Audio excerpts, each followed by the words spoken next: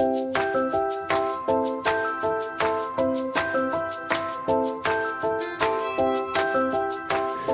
Museu d'Art Contemporani de Vilafamés i hem vingut a presentar el Magnànimus Vi de Museu.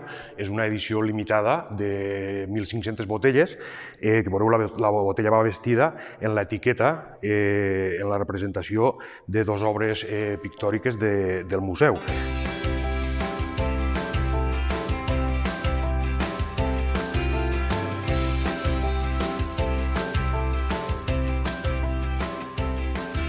Estem commemorant el 50 aniversari del museu i estan fent moltes activitats i entre una d'elles vam pensar que estaria molt bé fer un embotellament en vi i en alguna etiqueta en quadres del museu.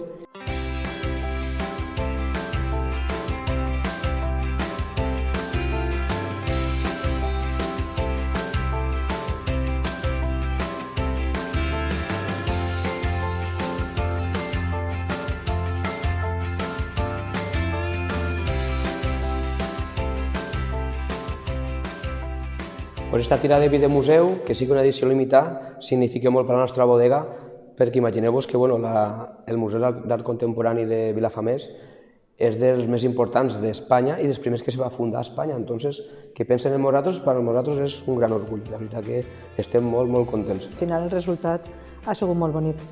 Aquesta botella és una reproducció d'un quadre que està en el museu, que és d'un venecià que li diuen Emilio Vedova.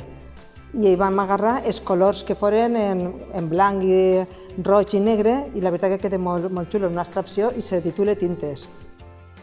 Aquesta altra etiqueta està reproduït un quadre que és d'Àngela García Codonyer, d'una valenciana. I és un quadre que se titula El violí sobre la taula. I és un poquet cubista, i la veritat que és molt xulo i molt bonic, i queda superbé les tonalitats en la botella. Comentar que el vi d'esta ampolla és el Magnànimus Platino, és el vi més representatiu que tinguem. És un vi que està fet en les varietats Cabernet, Merlot i Syrah i té un pas per barrica de roure francès